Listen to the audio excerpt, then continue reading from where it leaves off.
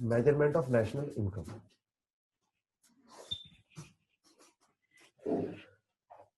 अच्छा, तो in measurement, first of all, you should know one basic fact कि national income is equal to national product is equal to national expenditure. So you should write down this thing: national income equal to national product.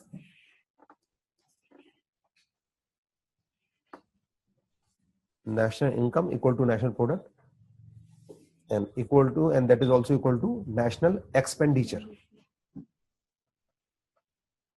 National income equal to national product is equal to national expenditure. तीनों बराबर होते हैं. ये production process में equal income होती है. तो जब तीनों बराबर हैं तो we can add up income of all people और we can estimate value production की वैल्यू कितनी हुई, वैल्यू एडिशन कितनी हुई, ये एक्सपेंडिचर ऑन फाइनल गुड्स. तो तीनों सेम आने चाहिए. तो that is why we can estimate either by adding up income और by adding up value of output और बाय एडिंग अप एक्सपेंडिचर्स. तो तीन तरह से एस्टिमेट कर सकते हैं. तो we will discuss three methods here. First we will start with income method. So first is income method.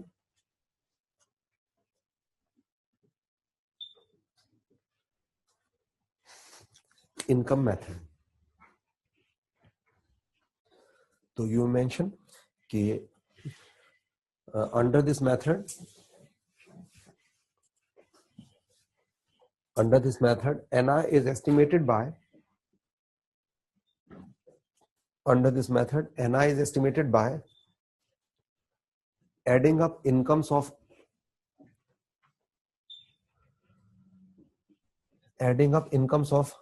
all the factors of production.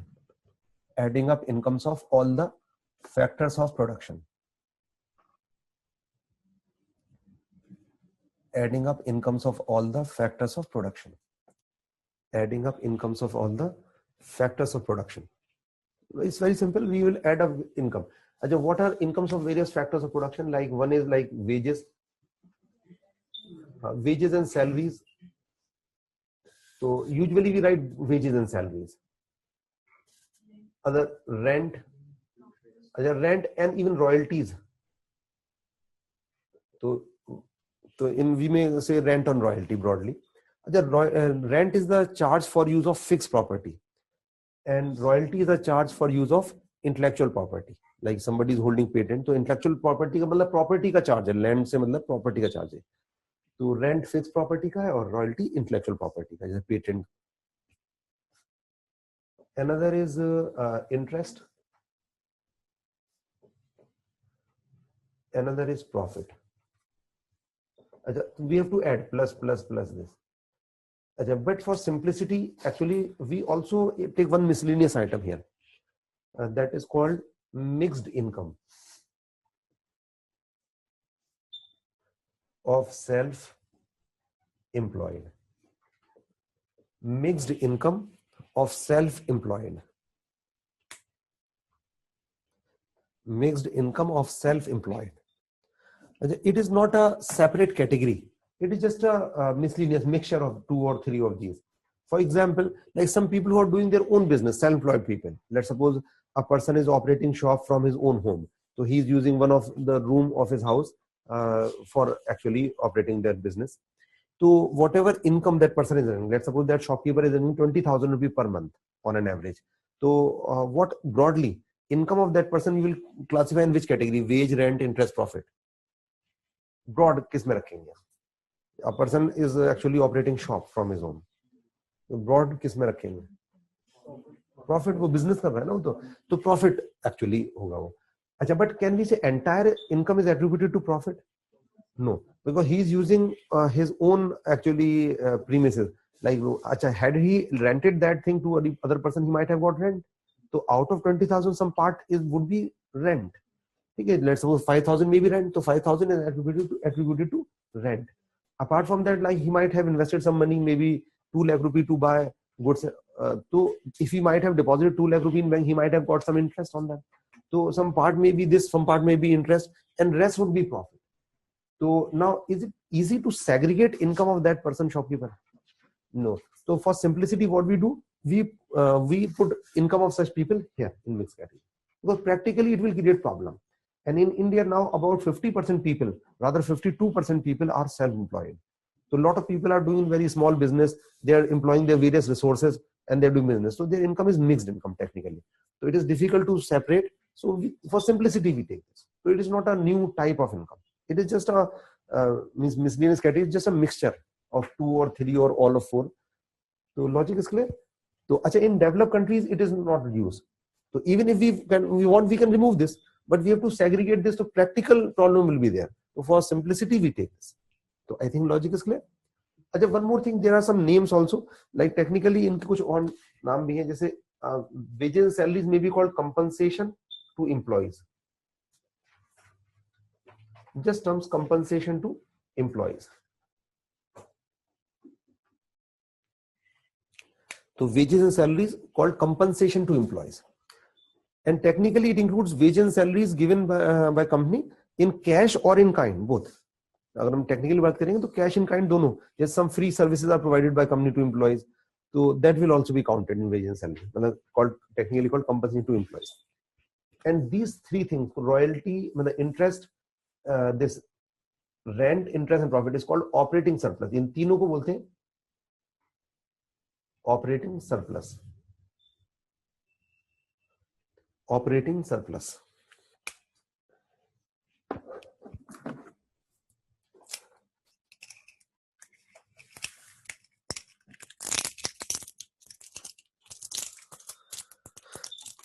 तो ऑपरेटिंग सरप्लस जो भी प्रोडक्शन हुआ, मतलब जो इन रेंट देने के बाद बचा, वो सरप्लस बचा, वो लैंड ओनर्स और बिजनेसमैन ये डिस्ट्रीब्यूट करेंगे. तो called operating surplus. Just terms actually, these 3, rent, interest and profit, these 3 are called operating surplus. Just other names of that. Okay, because sometime in exam they may change the name. So although more commonly used are these. Now the thing is that in this method, how national income is estimated? By adding up income of all factors, all types of income. When we add all of these, we get which income? We'll get which income?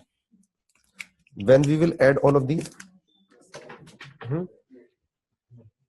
If any country will estimate, तो it will estimate in its territory और income earned by Indian people. जैसे Indian government estimate करेगी तो कौन सी करेगी, जो territory में हुई या जो इंडियंस ने अर्न करी? प्रैक्टिकल बताइए. टेरिटरी में करेगी. हमारा जुरिस्डिक्शन तो अपनी टेरिटरी में, चाहे इंडियन ने या फॉरेनर ने. तो when any country will estimate this, तो बाय एनी मेथड, जैसे इनकम हो या प्रोडक्शन हो, तो अपनी टेरिटरी में हम करेंगे. तो कौन सी आएगी? National, domestic? डोमेस्टिक आएगी. और ये है क्या? इनकम है. तो क्या आना चाहिए जब when we add up all of these in Indian territory? क्या कॉन्सेप्ट आना चाहिए? When we add up in our domestic territory all in these types of things, incomes, then we get what? Domestic income आएगी नहीं? Domestic income. Clear? Because ये income ही तो है, और domestic territory में income and in domestic territory, तो it will give domestic income, मतलब NDPFC. तो it will be NDPFC.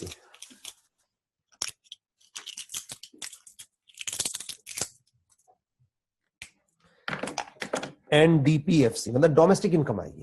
तो I told you domestic income is income earned in domestic territory. When government of India will add up income, all types of income in domestic territory, we get domestic income.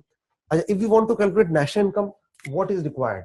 Plus NFIA, then it will be national income. It's very simple. Then we separately we have to estimate NFIA and we would add, then we get this national income.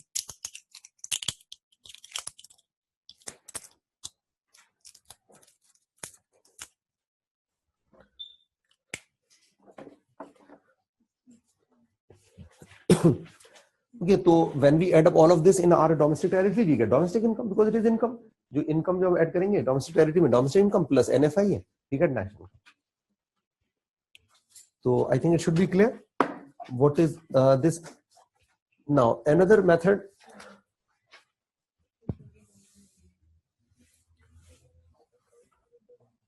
Now we'll take up second method, that is production method.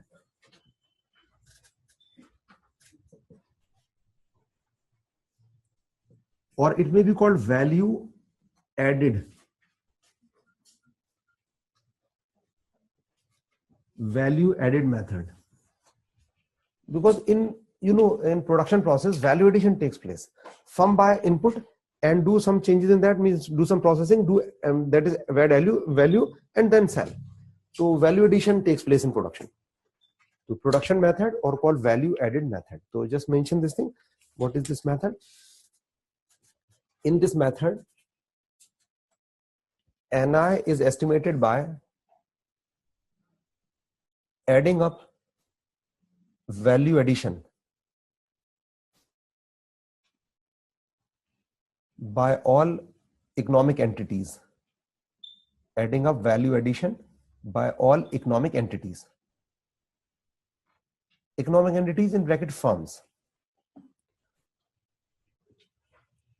So NI is estimated by adding up value addition by all economic entities, that is firms. So when we add up value addition by all firms, we get this national income. Achha, what is value added? Value added. So you may write down formula of value added. So we have to calculate value addition by every firm. So value added is value of output minus value of what? बताइए. Input. मतलब which input? Factor, non-factor, both. Non-factor. Value of non-factor inputs. तो value of output minus value of non-factor inputs. Non-factor का मतलब raw material है. अच्छा, when we say input in general, usually we mean non-factor. तो हम कहेंगे value of output minus value of input. Normally भी हम, क्योंकि normal parlance में when we say input we mean non-factor input, मतलब जैसे raw material etc. तो in very simple word, output minus input. ठीक है, मतलब value of output minus value of input. And technically here is a non-factor input, मतलब raw material minus कर देंगे. Then we actually get value addition. So this, so we will do value addition by each firm in the country and we will add up. एक साल में कितनी value addition करी हर firm ने. तो summation of value addition will give GDP. ठीक है, और अगर एक ही कंपनी है तो जो value addition है वही GDP होगी.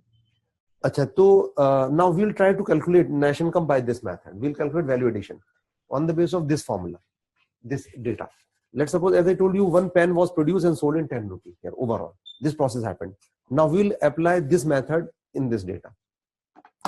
Okay, so you know okay, here value addition. Well, the value addition in short we can say VA. So value addition should be here how much? How much is value of output here? Let's suppose one pen produced and sold in 10 rupee. This. So how much is the value of output here? Pen जितना sale हुआ वो final output है 10 rupee. अच्छा, value of non factor input minus करेंगे तो what is value of non factor input here? 2 rupee. तो how much is value addition? 8 rupee. तो in this method we will get value addition of 10, जो जितना final sale करा minus जो raw material खरीदा वो माइनस कर देंगे. तो वी गेट वैल्यू एडिशन.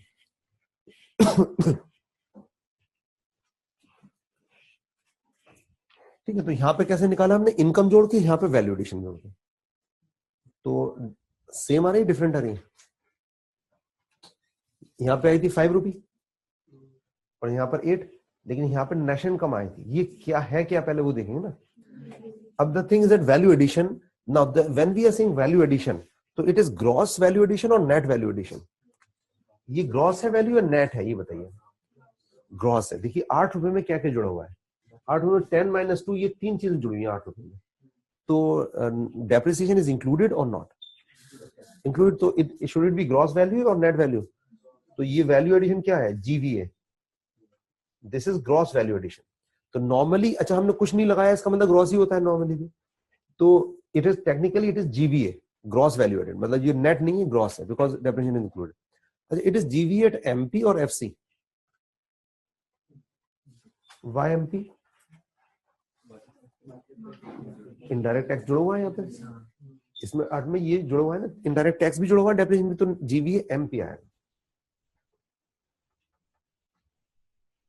तो it will be GVA MP. तो technically when we say VA, it means GVA MP. अच्छा, and as I told you, when we add up summation of GVA MP will be equal to what? Will be equal to GDP MP. So when we add up value addition by all firms, we get GDP MP. तो summation of GVMP will be GDP MP, मतलब जब value addition का summation कर देंगे तो ये आ जाएगा, GDP आ जाएगा। तो यहाँ पर जीडीपी कितनी होगी, ये 8 रुपी क्या है, ये एक्चुअली क्या है, जीडीपी एमपी है। अच्छा, as I told you already कि if we have to convert this GDP MP into national income, let us suppose we will try to calculate national income now. अब national income I told you is equal to what, NNTFC। Now what we have to do, this gross को net में convert करने के लिए क्या करना पड़ेगा, minus depreciation. Domestic को नेशनल में कन्वर्ट करने के लिए प्लस NFI, मार्केट प्राइस को फैक्टर कॉस्ट में करने के लिए माइनस नेट इनडायरेक्ट टैक्स। तो we have to make these 3 adjustments.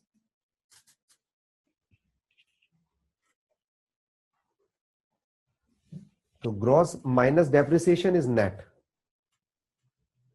Domestic plus NFI is national, MP minus net direct tax is factor cost, then we get national income, NNTFC.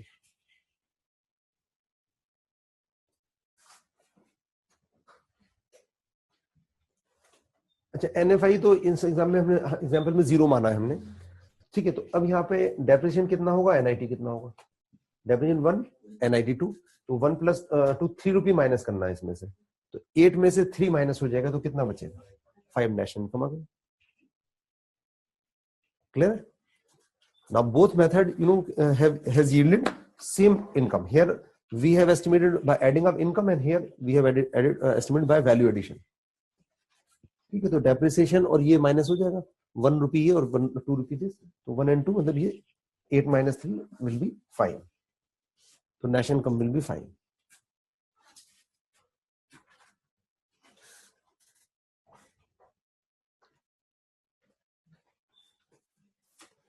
Logic is clear कि how, तो as because you can see कि how value addition process generates equal amount of income, तो this example shows कि how value addition leads to equal amount of income. तो any doubt, clear?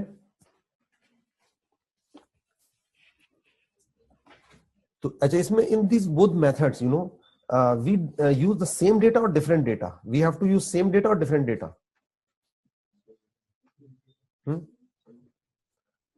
Same या different? No. यहाँ पे कैसे निकालेंगे, क्या जोड़ेंगे, यहाँ पे ये जोड़ेंगे, रेंट कितना, इंटरेस्ट कितना, ये डेटा जोड़ के फिर आएगा फाइल, और इसमें ये दिस माइनस दिस करा पहले, फिर ये 2 माइनस करें, तो डेटा सेम यूज किया, डिफरेंट किया है। यहाँ पे वेजेस इंटरेस्ट को जोड़ना पड़ेगा, कितना कितना ये है, तब आएगा, और यहाँ पे आउटपुट में से इनपुट निकालेंगे पहले, फिर ये माइनस करेंगे। तो अप्रोच इज सेम और different here, approach is different, data would be different but result should be same. Logic is clear? तो एनी डाउट इन दिस? अच्छा, यहाँ पे निकालेंगे सीधा इनकम ही निकलेगा, इनकम जोड़ना है, यहाँ पे वैल्यू आउटपुट जोड़ना है तो ग्रॉस वैल्यू आएगी, यहाँ पे मतलब जीडीपी वैल्यू आएगी यहाँ पे, then we have to adjust depreciation. तो आई थिंक इस एग्जांपल से क्लियर हो जाना चाहिए काफी कि व्हाट इज दिस। तो जो पहले भी जो doubt I think should be clear by this. नहीं, डेटा सेम नहीं है, यहाँ पे हमें देखना है वेजेस कितनी दी गई, रेंट कितना था, इंटरेस्ट कितना था, ये प्रॉफिट कितना, ये जोड़ के निकलेगा, डेटा सेम नहीं है ना। डेटा हमें यहाँ पे चाहिए होगा वेजेस कितनी अर्न हुई लोगों की, कंपनी के प्रॉफिट कितने हुआ, इंटरेस्ट कितना मिला लोगों को, वो जोड़ना पड़ेगा डेटा, क्लियर है? तब जोड़ के 5 आएगा। ये तो मैंने लिख दिया कितना आ गया, अब हमें देखना पड़ेगा इकोनॉमी ये कितना, चारों कितना कितना हुआ, मे बी मिक्स्ड इनकम कितनी है, उसे जोड़ के ये 5 रुपए आएगा। यहाँ तो मैंने लिख दिया 5 मान लिया हमने, लेकिन ये जोड़ के आएगा, तो हमें डेटा चाहिए होगा इनका, सिर्फ इनका, और इसमें कितने का सेल किया माइनस रॉ मटेरियल कितना था, और फिर ये 2 चीजें माइनस करनी पड़ेंगी। तो ये डेटा अलग है या सेम यूज कर रहे हैं? डिफरेंट डेटा यूज कर रहे हैं यहाँ पे, अप्रोच भी डिफरेंट है। यहाँ पे सीधा इनकम, फैक्टर इनकम जोड़ के निकाल रहे हैं, और यहाँ पे इनपुट आउटपुट करके निकाल रहे हैं, इनडायरेक्ट टैक्सेस, डेप्रिसिएशन का एस्टिमेट करके ऐसे निकाल रहे हैं। बट प्रैक्टिकली सेम आएगा नहीं आएगा? प्रैक्टिकली तो सेम आ ही नहीं सकता। परफेक्शन हो सकता है मेजरमेंट में? नहीं, प्रैक्टिकली तो बहुत वेरिएशन आ सकता है। इसमें कहाँ यूज किया वेरिएशन बताइए। हमने डेटा लिया है कितने का आपने बेचा था, पेन 10 रुपए का बेचा था, कितने का रॉ मटेरियल खरीदा था 2 रुपए का, वो माइनस किया है। फिर गवर्नमेंट को टोटल इनडायरेक्ट टैक्स कितने मिले और डेप्रिसिएशन का एस्टिमेट लगाया कि कितनी फैक्ट्री की वैल्यू कल थी और आज कितनी है। तो डेटा सेम है, ये बिल्कुल डिफरेंट डेटा है ये। ये कॉन्सेप्ट ही है, अब इसमें हम क्या कर सकते हैं। अब इकोनॉमिक्स ने ये कॉन्सेप्ट दिया है, वैल्यू एडिशन का मतलब दिस माइनस दिस होता है। अब I can not change this. I think logic is clear. तो जो है वो है, वैल्यू एडिशन का मतलब जो रॉ मटेरियल वैल्यू ऐड हुई, आउटपुट माइनस इनपुट। अब क्यों नहीं छोड़ दे रहे रॉ मटेरियल को, क्यों, क्या करोगे रॉ मटेरियल का? ये इसमें कोई भी डाउट नहीं है, ये डेटा मैंने दे दिया। अगर हमको और डाउट है ना तो अच्छा आप बताओ मुझे, वैल्यू एडिशन में रॉ मटेरियल जुड़ा होगा क्या? वैल्यू एडिशन में नहीं जुड़ा होगा ना। आप डेटा देख लो, वैल्यू एडिशन और जीडीपी बराबर होती है, summation of value addition equal to GDP. तो वो जीडीपी में नहीं है, वो सिंपल है। आप एग्जैक्ट डेटा दो, नेशनल इनकम और जीडीपी का डेटा का डिफरेंस बताया मैंने, सिर्फ 16 लाख करोड़ का है। आप देख लो टोटल इनडायरेक्ट टैक्स कितना है, टोटल डेप्रिसिएशन कितना है, खुद पता चल जाएगा। अगर नेशनल इनकम और जीडीपी में डिफरेंस 3 चीजों का होता है ना। एनएफआई का डेटा देख लो आप, ये आपको मिनिस्ट्री की साइट पे मिल जाएगा, थोड़ा सा ढूंढना पड़ेगा, टाइम लगेगा थोड़ा सा। जो मिनिस्ट्री ऑफ ये मैंने आपको बताया स्टैटिस्टिक्स फॉर इम्प्लीमेंटेशन, क्लियर हो जाएगा, बस खत्म। मैंने पूरा चेक करा है, पूरा मिला है मैंने ये। Got the point. पूरे न्यूमेरिकल अब यहाँ पे यूपीएससी में आते नहीं है, नहीं तो न्यूमेरिकल कराते और क्लियर हो जाता है। इससे आई थिंक इससे क्लियर हो गया होगा काफी। अगर न्यूमेरिकल कराते तो और क्लियर हो जाता। तो आप चाहो तो गवर्नमेंट का एग्जैक्ट डेटा देख लेना, अगर कोई डिस्क्रिपेंसी लगे तो विल डिस्कस। ठीक है, आप लिख के लिया ना डेटा, अगर कोई भी यहाँ पे डाउट हो।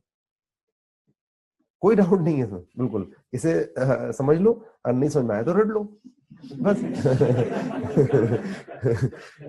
आई थिंक इट इज क्लियर कि we have discuss income method. तो बस इसमें बस इतना याद रखना है कि इनकम जोड़ के निकालते हैं, इसमें प्रोडक्शन में मतलब वैल्यू एडिशन जोड़ के निकालते हैं, वेरी सिंपल। और यहाँ पे एक्सपेंडिचर जोड़ के निकालते हैं। तो थर्ड मेथड लिख लो, expenditure method.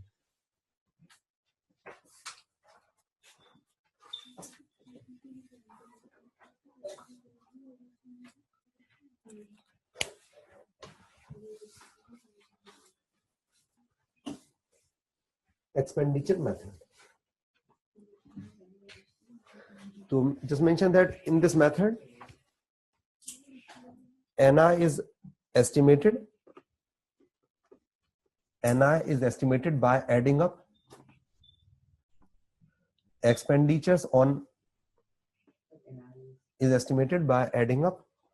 expenditures on all final goods and services.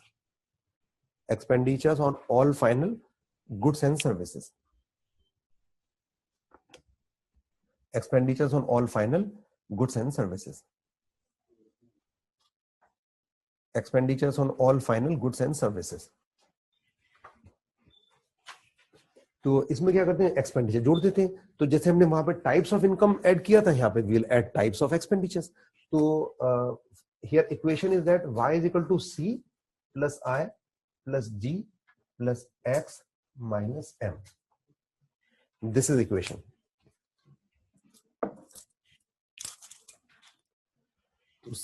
What are these CIG, X minus M? These are various types of expenditures. So these are various types of expenditure. When we add up various types of expenditure, we get this. So, or you may write down what is C. Acha, Y, so obviously income is noted by Y. So this is income. And C is private final consumption expenditure. So C is private final consumption expenditure. Private final consumption expenditure. Private final consumption expenditure. So it means the private sector's expenditure on final consumer goods and services. मतलब private sector का expenditure है. Next लिख लो आप G. G is government final consumption expenditure. Then same जो ऊपर लिखा है, government final consumption expenditure. तो ये सी जो है ये private sectors consumption expenditure, final consumption expenditure. And G government final consumption expenditure, मतलब government also buy consumer goods, final consumer goods. of this. Now the next is I. I means what? So you mentioned कि expenditure on, I means expenditure on capital goods. Expenditure on capital goods. And what I stands for? Investment. So that is investment. So I means investment. Achha, there is one more name of investment. It is called capital formation. Capital formation. So investment or capital formation. Because when we spend on capital goods like machinery, factory, then stock of capital will increase. So capital formation. That is why. So logic is clear. So expenditure on capital good is called capital formation. The investment means capital formation. And what is X? X means export, exports. And M obviously means imports. We don't use I because I is already for investment. So M for import. And X minus M, overall X minus M is what? It is called net exports. Net exports. Okay, I repeat here. It is not NFI. That is B minus C, jo X para example. But B and C is not a standard term. X minus M is a standard term. It is called net export. So B minus C, I just gave you that for understanding actually what is B and C. So these are various types of expenditures. Achha, here we estimate national income by adding up various types of expenditures. Okay, now I'll give you example with the help of some illustration. What is this? Achha, let us suppose if we have to estimate to expenditure, we need two things: the people who spend money and the goods and services on which money has to be spent. Okay, so regarding people who will spend money, so we can first make it simple by actually ignoring rest of the world. So if there, there will not be any rest of the world, then economy will be no relation with rest of the world. Then it will be called closed economy. So first we shall discuss closed economy.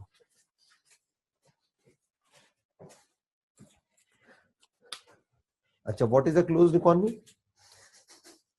Which does not have export and import.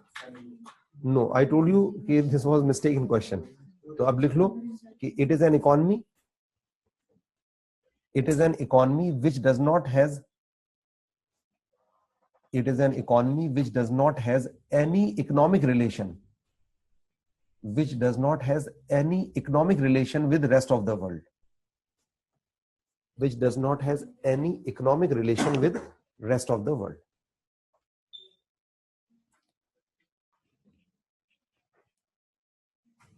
Any economic relation with the rest of the world. It means that no export, no import, no investment, no tourism, no remittances, nothing, no economic relation. I think it should be very clear. Achha, but one thing should also be clear that economics is a social science. So in economics, we don't have very rigid definitions. Sometimes, and in some cases, the theoretical definition varies from practical usage. This is a theoretical definition. In every book you find this definition. But practical definition is slightly different. So if a country is having some not much relation with the rest of the world, some minor relations like export import are much less, still practically we say it is a closed economy. Practical में थोड़ा सा फर्क होता है और theoretical definition. जैसे we sign a FTA, free trade agreement with a country, FTA. So normally if you see in books you find कि when we sign FTA we eliminate tariffs for themselves. The trade barriers are eliminated. So no trade barriers. ये लिख देते हैं. Free trade, मतलब trade free है. But do you think practically is it possible that we will remove all trade restrictions? No. So what we do, we significantly reduce trade barriers. Trade barrier मतलब जो tariff, tax लगते हैं, custom duty, उसे कम कर देते हैं, restriction को कम कर देते हैं, ताकि trade बढ़े आपस में. तो theoretical definition में क्या लिखते हैं कि no trade barriers for members. But practically क्या होता है? FTA का मतलब कि we significantly reduce trade barriers so that trade should increase. तो यहाँ पर भी theoretical definition क्या है? No economic relation with the rest of the world. But practically ये है कि even if relations are less, so still we say कि it is a closed economy. I think what the point. तो जैसे sometime it is said कि India was a closed economy in pre-reform era. ये कहना ठीक है गलत है? देखिए पहले pre-reform era में we had trade or not? Investment trade was there or not? Yes, investment or trade was there, but it was more or less? Less. तो उसे अगर हम ये कहते हैं कि India was a closed economy pre-reform era, तो is it correct or wrong? Correct. देखिए करेक्ट इसलिए है किस सेंस में? प्रैक्टिकल सेंस में, थ्योरेटिकल सेंस में? प्रैक्टिकल सेंस में करेक्ट है. अच्छा जब बात करते हैं तो प्रैक्टिकल सेंस में बात करते हैं नॉर्मली. जब कॉन्सेप्ट बेस की बात करते हैं तो फिर इस बात की बात करते हैं। तो नॉर्मली अगर हम कहें कि India was a closed economy, तो that is usually it is used, normally we say India was a closed economy, but theoretical meaning अलग होता है जो मैंने लिखा है आपको कि नो इकोनॉमिक रिलेशन। तो लॉजिक इसके लिए जैसे एफटी का मैंने एग्जांपल दिया, इसी तरह से क्लोज्ड इकोनॉमी का भी कहते हैं। अच्छा, अब क्लोज्ड इकोनॉमी में रेस्ट ऑफ द वर्ल्ड तो हट ही गया, तो कौन बचा? सिर्फ डोमेस्टिक सेक्टर। डोमेस्टिक को we divide into sector, private and government, मतलब गवर्नमेंट और नॉन गवर्नमेंट कहते हैं, नॉन गवर्नमेंट मतलब प्राइवेट। तो अच्छा ये पीपल है, अब वी हैव टू सी कि who are the people and who, वो पीपल हो गए गवर्नमेंट और प्राइवेट, और विच आर द गुड्स। तो गुड्स हमने देखा ही है, तो गुड्स एंड सर्विसेज दो तरह के होते हैं। कौन कौन से होते हैं? Final and intermediate. फाइनल भी दो तरह के हैं, consumer and capital. Just I am giving for understanding, मतलब इजी बनाने के लिए। अब इन पे तो जोड़ने ही नहीं एक्सपेंडिचर, इसे तो हटा दिया हमने, तो बचा क्या?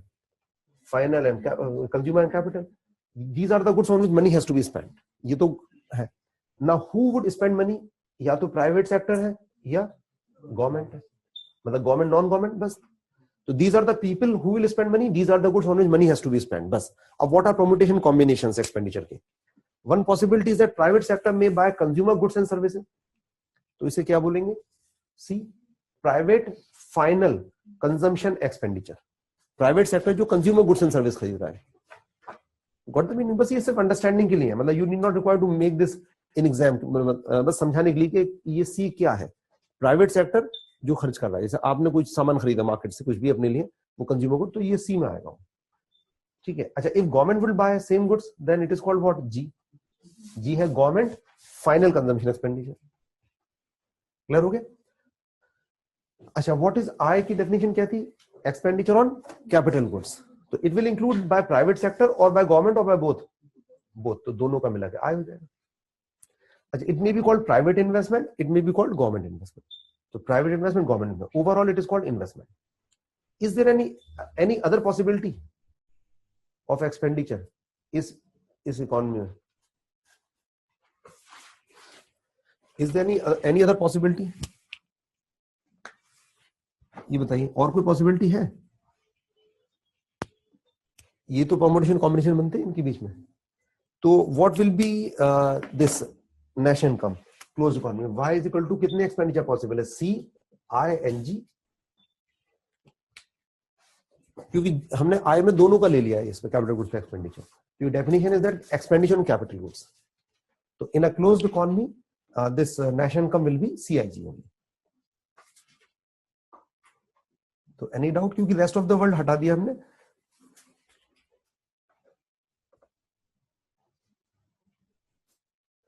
लॉजिक क्लियर हो गया? Now we come to open economy. अब हम ओपन इकोनॉमी की बात करेंगे। Open economy obviously means economy which has economic relations with rest of the world, इसका ऑपोजिट हो गया। अच्छा, तो here we have to add one more sector. Which sector? हम उसे कहेंगे रेस्ट ऑफ द वर्ल्ड, या सिंपल लैंग्वेज में कहते हैं हम एक्सटर्नल सेक्टर। एक्सटर्नल सेक्टर मतलब, एक्सटर्नल सेक्टर का मतलब हुआ rest of the world. Rest of the world यहां आ गया। अब व्हाट एक्सपेंडिचर्स आर पॉसिबल? देखिए, they will buy our goods, जो हमारे गुड्स पे गुड्स एंड सर्विस खरीदेंगे फाइनल, उसे क्या बोलेंगे? If foreigners will spend money on our goods and services, it will be called what? Export. देखिए, पैसा यहां आएगा, गुड्स वहां जाएंगे, तो हम तो मनी फ्लो की बात कर रहे हैं, एक्सपेंडिचर। तो export is a kind of expenditure by foreigners on our goods and services. ये लॉजिक क्लियर हो गया? अच्छा, we will buy their goods, private sector as well as government will buy, we will buy their goods, it is called what? Imports. तो ये import हो जाएगा, मतलब in private and government sector when we buy their goods, तो money will go there, goods will bring here. अच्छा, but there may be investment also. अच्छा, एक चीज, जैसे let's suppose if they bought machine, capital good, and they actually bought it and they take it there, तो उसे क्या मानेंगे हम, इन्वेस्टमेंट या एक्सपोर्ट? मशीन परचेज करके ले गए हो, foreigners bought machine and they just take away there, तो दैट विल बी इन्वेस्टमेंट और एक्सपोर्ट? एक्सपोर्ट में आएगा वो, मशीन हो चाहे कंज्यूमर गुड हो, तभी मैंने फाइनल गुड लिखा है। ठीक है, तो it may be consumer good और capital good, whatever they will buy from India that is export. अच्छा, if they will buy raw material, should it be counted in our export और not? होगा. तो shall I make a arrow for that? अच्छा, क्यों क्यों count होगा raw material? Raw material तो नहीं होता, फाइनल गुड लिखा है हमने, हमारे लिए फाइनल गुड है वो. क्यों बताइए लॉजिक? यस ठीक है, लॉजिक क्या है? क्योंकि हमारे प्रोडक्शन डिस्ट्रीब्यूशन चेन से आउट हो गया, वो तो हमारे लिए फाइनल हो गया. तो whatever we export, it may be raw material और final good, consumer capital, whatever, that is final for us. ठीक है, तो यहाँ पे shall I make a arrow for here raw material के लिए? नहीं, एरो क्यों नहीं बनेगा? वो तो फाइनली तो है हमारे लिए, उसे इंटरमीडिएट हम कह ही नहीं रहे उस रॉ मटेरियल को, क्योंकि हमारे लिए फाइनल है, तो एरो बनाने की जरूरत नहीं है. लॉजिक क्लियर हो गई? अच्छा, apart from that they may buy a factory here और machine here for doing business here, उसे क्या बोलेंगे? अगर वो एज सच कैपिटल गुड्स पे खर्च करेंगे, इसे क्या बोलेंगे? इसे फॉरेन इन्वेस्टमेंट. मतलब अगर वो मशीन लेके चलेगा तो एक्सपोर्ट हो गया, और अगर उसे बिजनेस कर रहा है यहाँ पे एस्टेब्लिश करके, then foreign investment.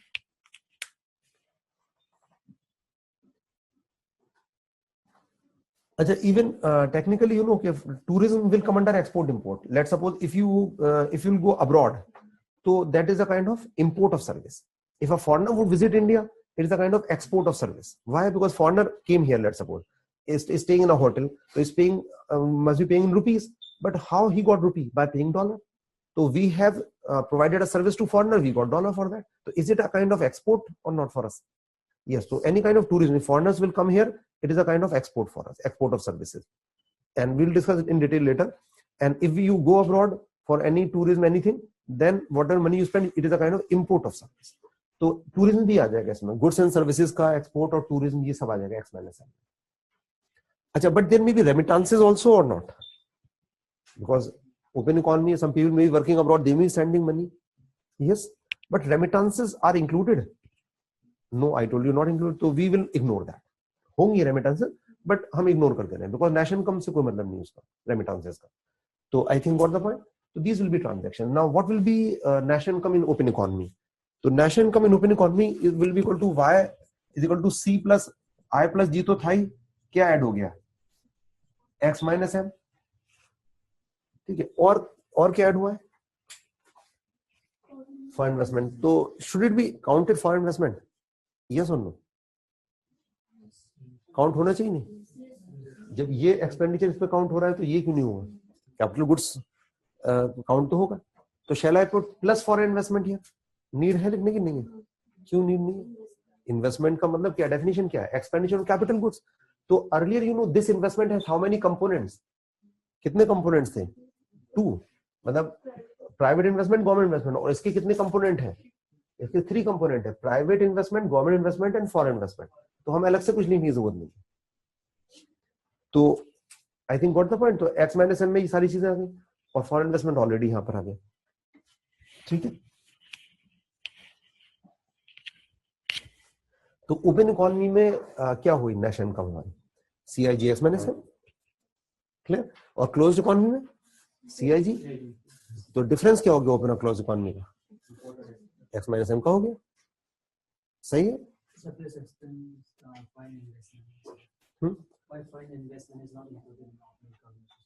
No, foreign investment is included, but this I means what? Definition of I told you is expenditure on capital goods. Here in open economy, expenditure on capital goods be made by 3 entities. One is private sector will spend, that is called private investment. Government would spend, there is government investment, and foreigners would spend, that is foreign investment. So investment will cover entire. The foreign investment is counted in this I only. Clear? Achha, now the thing is that the difference between closed economy, open economy is only X minus M. Clear? So can we say difference is only this? Yes or no? नहीं, जो ये नजर आ रहा है X minus M का difference आ रहा है export import का, वही है जो नजर आ रहा है. Yes or no? I'm saying whatever is visible, the difference is only that. Question ये है कि जो नजर आ रहा है डिफरेंस, क्या नजर आ रहा है? आप किसी से भी पूछोगे तो ये बताएगा बस ये कुछ अलग लिखा हुआ है, जो पढ़ना नहीं जानता वो भी बता देगा ना X minus M का है. अब मेरा क्वेश्चन ये है, जो नजर आ रहा है वही है या और भी कुछ है? और भी कुछ है. और क्या क्या है इसमें? फॉरेन इन्वेस्टमेंट नजर नहीं आ रहा, रेमिटेंसेस नजर नहीं आ रही क्योंकि नेशनल को नहीं जोड़ते हैं.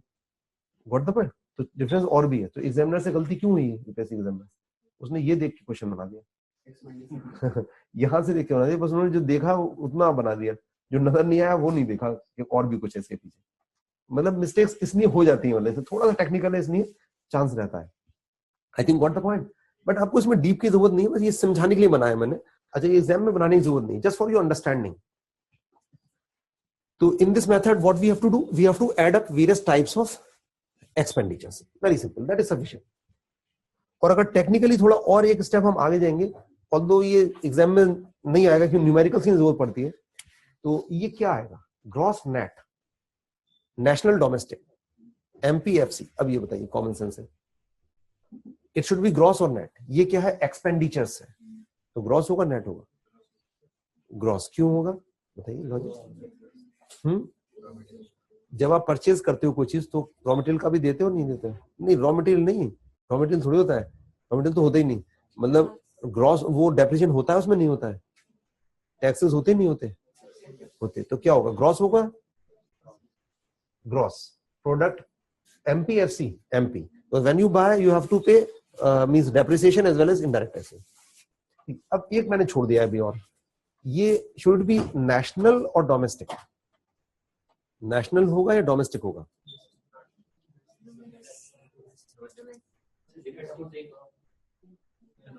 डोमेस्टिक होगा नेशनल होगा। तो इसमें ये जुड़ा हुआ है एक्स माइनस एन, इसमें एक्स जुड़ा हुआ है। कहां बना था, इंडिया में, फॉरेन में? इंडिया में बना है ना, फॉरेन ने परचेज किया, प्रोडक्शन तो इंडिया में हुआ, ये माइनस कर दिया है हमने। ये कहां बना था, बाहर, तो उसे नहीं जोड़ा, तो क्या होगा, डोमेस्टिक नेशनल, डोमेस्टिक। ये एनएफआई नहीं है, ये बहुत कॉमन कंफ्यूजन है। This is not NFIA, it is X minus M, तो दिस इज जीडीपी एमपी आएगा इसमें। अच्छा, if we want to calculate national income तो फिर वही 3 एडजस्टमेंट करने पड़ेंगे, जो सेम जो मैंने पिछले में बताया था कि यहाँ पे ग्रॉस, यहाँ पे डेप्रिसिएशन माइनस करना पड़ेगा। एनएफआई फिर देखिए, मैं फिर से लिख देता हूँ, रिपीट कर देता हूँ तीसरी बार आपको, एनएनपीएफसी। तो इसमें क्या करना पड़ेगा, माइनस डेप्रिसिएशन, और ध्यान रखो आप प्लस एनएफआईए। तो मतलब इसमें एक्स माइनस एन जुड़ा हुआ है, एनएफआईए और जोड़ रहे हैं हम, तो अलग अलग हुए, और यहाँ पे माइनस एनआईटी। तो सेम चीज जो मैंने आपको बताई है। अच्छा, तो प्रोडक्शन मेथड में भी और एक्सपेंडिचर मेथड में बोथ विल गेट दिस।